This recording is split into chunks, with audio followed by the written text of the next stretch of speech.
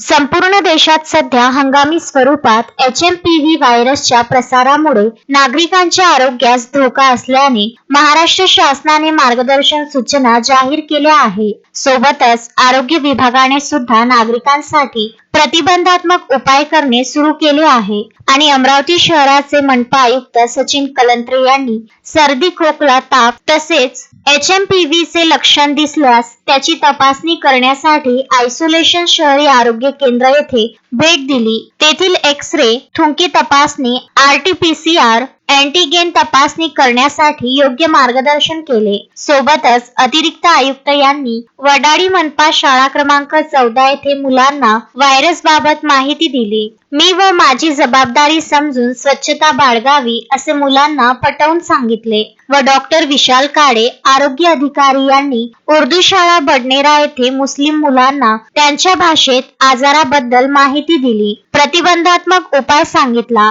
तसेच वैद्यकीय अधिकारी यांना तपासणीसाठी आलेल्या सर्व रुग्णांचे रक्त तपासणी सोबतच संसर्ग आजाराच्या तपासण्या मोफत करून घेण्याच्या सूचना दिल्या व डॉक्टर रुपेश खडसे साथरोग नियंत्रण अधिकारी यांनी शाळेतील मुले, मुली व जनतेला तोंडाला मास्क लावणे, सोशल डिस्टन्सिंग ठेवणे, वारंवार सॅनिटायझरने हात धुणे असे मार्गदर्शन केले. या टास्क फोर्स मध्ये मनपा आयुक्त सचिन कलंत्रे, अतिरिक्त आयुक्त शिल्पा नाईक, आरोग्य अधिकारी डॉक्टर विशाल काळे, साथरोग अधिकारी डॉक्टर रुपेश खडसे, वैद्यकीय अधिकारी doctor Ashwini Khadse, doctor Aqib Khan Modi hospital, doctor Vaishali Motghare Wadali, Vikrant Rajurkar, मुख्यालय डॉक्टर कृष्णकांत पाथरे दस्तूरनगर, जनसंपर्क अधिकारी भूषण पुसदकर, हैदर अली, वैभव देवकर, विकी भेंडकर, मधुसूदन निर्मळ, दिवाकर बर्डे व आरोग्य सेवक सेविका